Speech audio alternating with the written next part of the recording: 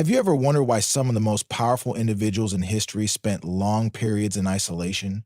Why does it seem that those chosen by God often walk a lonely path?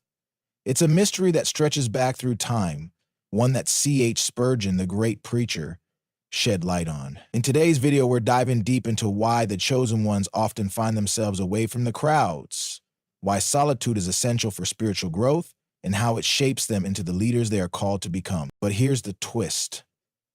What if this isolation is not just a test, but a divine strategy that has been hidden in plain sight?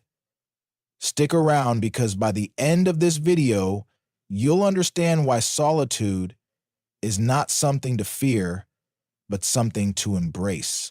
And trust me, the insights you're about to discover will change the way you look at solitude and your own spiritual journey forever. Welcome to Inspire Hub. If you haven't already, hit that subscribe button and join us on this incredible journey of growth and discovery. You don't want to miss what's coming next. Before we talk about why the chosen ones often find themselves in isolation, we first need to understand who these chosen ones are in a Christian context. In Christianity, the chosen ones refer to individuals who have been selected by God for a special purpose or calling. This idea is rooted in the belief that God, in his sovereignty, has a plan for certain individuals to fulfill a specific role in his kingdom. The concept of being chosen is woven throughout the Bible. In the Old Testament, God chose the Israelites as his people, setting them apart from the nations around them. In Deuteronomy 7:6, it is written, "For you are a people holy to the Lord your God. The Lord your God has chosen you out of all the peoples on the face of the earth to be his people, his treasured possession." Balshi, this shows that being chosen is not just about privilege, but about responsibility. God calls individuals or groups for a purpose that serves a greater plan. In the New Testament, the idea of being chosen expands to include all believers in Christ. In Ephesians 1:04, Paul writes, "For he chose us in him before the creation of the world to be holy and blameless in his sight." This passage emphasizes that God's choice is not random, but deliberate, predestined before time, and meant for a purpose that transcends individual lives. And then for a purpose that transcends individual lives. The chosen ones are those who are called to live out God's will and reflect his glory through their actions and faith. Being chosen in this context is not about earthly privilege or status. It is about being set apart for a divine mission, a mission that may lead one through trials and times of separation from the world. Before we talk about why solitude is essential for the chosen ones, let's take a look at how C.H. Spurgeon, one of the greatest preachers in Christian history, viewed isolation. Spurgeon often spoke about the importance of solitude for God's chosen individuals, particularly in how it shapes their spiritual lives and their calling. He believed that God's work in these individuals requires times of separation, not as punishment, but as a means of preparation. In his sermon, Spurgeon described solitude as a necessary part of spiritual growth. He often pointed out that the greatest figures in the Bible, from Moses to Elijah, spent time alone with God, away from the distractions of the world. For Spurgeon, this isolation wasn't something to fear, but something to embrace, as it allowed the soul to grow closer to God. He believed that during these solitary times, God could refine his chosen ones, stripping away the distractions of the world and helping them focus on their divine purpose. Spurgeon also emphasized that solitude was not about loneliness or abandonment, but about being drawn closer to God's presence. He saw it as a time for deep reflection and communion with God. In his sermon, The Solitude of the Believer, Spurgeon stated that sometimes God isolates his servants because it is in the silence and the stillness that they hear his voice most clearly. He argued that in this silence, God could prepare them for the great work he had planned for them. According to Spurgeon, isolation was also a way for God to humble his chosen ones. It was a time for them to reflect on their dependence on God rather than on their own strength or the support of others. Spurgeon warned that those who sought to avoid solitude might miss out on the deep personal work that God wants to do in their lives. Before we talk about the reasons why isolation is necessary for God's chosen individuals, it's important to understand its spiritual significance. One of the main reasons for isolation is spiritual preparation. God often leads his chosen ones into periods of solitude as a way to cultivate their faith and prepare them for the work he has planned. These times away from the world allow individuals to focus on their relationship with God, deepening their understanding of his will and strengthening their spiritual foundation. During isolation, individuals can experience personal growth, learning to trust God more fully and rely on his guidance without the noise of the world distracting them. Before we talk about the distractions of the world, it's important to realize how crucial solitude is in helping God's chosen ones focus on their calling. In our busy, noisy lives, it's easy to become overwhelmed by external influences and lose sight of God's purpose. Solitude provides a necessary break from these distractions, offering a quiet space where individuals can reflect on God's calling and realign themselves with his direction. In the stillness of isolation, they can hear God's voice more clearly, leading them to take bold steps in fulfilling their purpose without the fear of judgment or misunderstanding from others. So basically, the inherent things that we want are right around the corner if we're giving away our power. Before we talk about the resilience required in isolation, it's important to recognize how these periods of solitude serve as a test of faith. Isolation isn't just about being alone. It's about facing challenges that test one's trust in God. When individuals are cut off from others, they are often confronted with their own weaknesses and insecurities, forcing them to rely on God alone for strength. This process of being tested in isolation strengthens their faith, teaching them resilience and the ability to endure trials.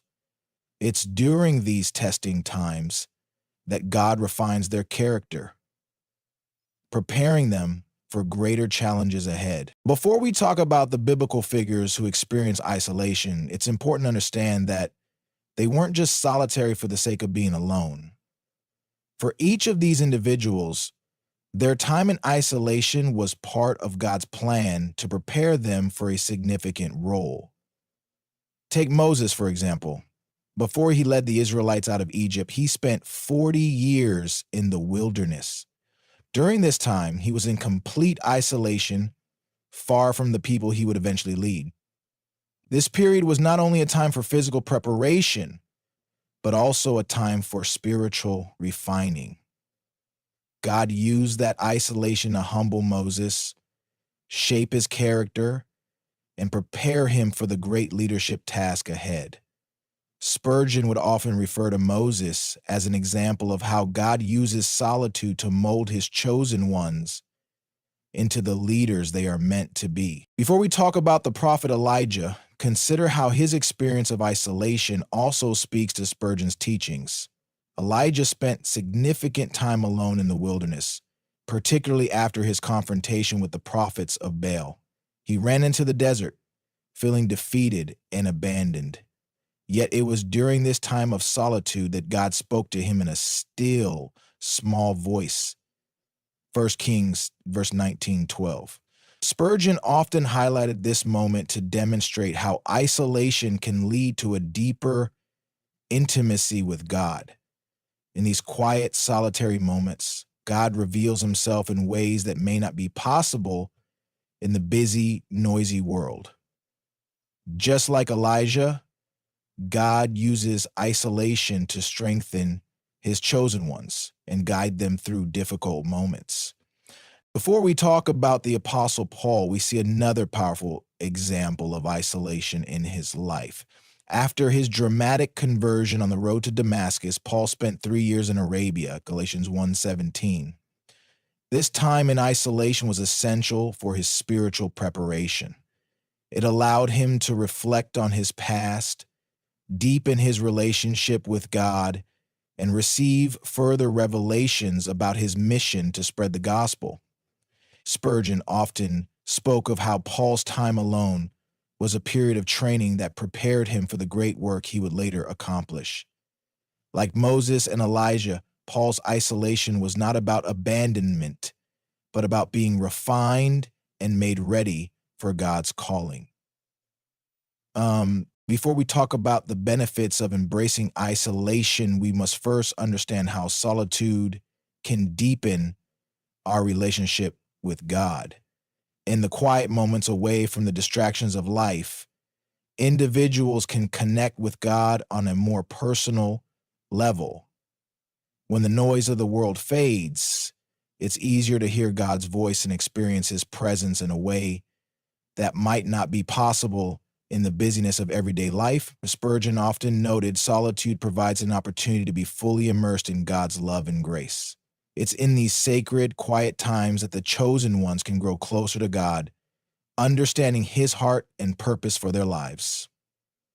Solitude becomes a place where the soul can find rest, renewal, and intimacy with the divine. Before we talk about understanding one's purpose, it's important to recognize how isolation can bring clarity in our lives. When we are alone, we have the space to reflect on our true calling. In the silence, the distractions of the world are removed, allowing us to focus solely on God's plan. This period of solitude gives us the clarity we need to understand what God has set before us, helping us recognize our purpose with greater conviction. Spurgeon often emphasized that without the influence of others, individuals can more clearly hear the direction God has for them. Isolation is a time to receive divine revelations that help us understand our role in God's kingdom, giving us the clarity and focus to move forward in faith. Before we talk about preparation for service, we need to understand how solitude can prepare one for future ministry. It is in isolation that individuals can be equipped for the tasks God has prepared for them. Spurgeon believed that every chosen servant of God must go through times of solitude to be molded and prepared for service. During these periods, God strengthens their faith, deepens their understanding, and builds the endurance needed for the work ahead. Solitude becomes a training ground where individuals are prepared mentally, spiritually, and emotionally to serve God's purpose. Whether it's through prayer, reflection, or simply waiting on God, isolation is a critical period for spiritual growth and readiness. So yes, isolation is a critical period for spiritual growth and readiness. In today's video, we've explored the powerful reasons why the chosen ones often experience isolation. We've seen how solitude can deepen our relationship with God, bring clarity to our divine purpose, and prepare us for the service he has planned for us. Through the examples of Moses, Elijah, and Paul, we learned that isolation is not a punishment, but a necessary period of spiritual growth and preparation. And with embracing these moments of solitude can lead to profound transformation. Instead of fearing isolation, we should see it as an opportunity for deeper connection with God and clearer direction for our lives. It's during these quiet times that God can refine us, strengthen our faith, and equip us for the future. If this video has inspired you, remember to like it and subscribe to our channel, Inspire Hub, for more insightful content. Let solitude be a stepping stone in your spiritual journey and embrace the growth it brings.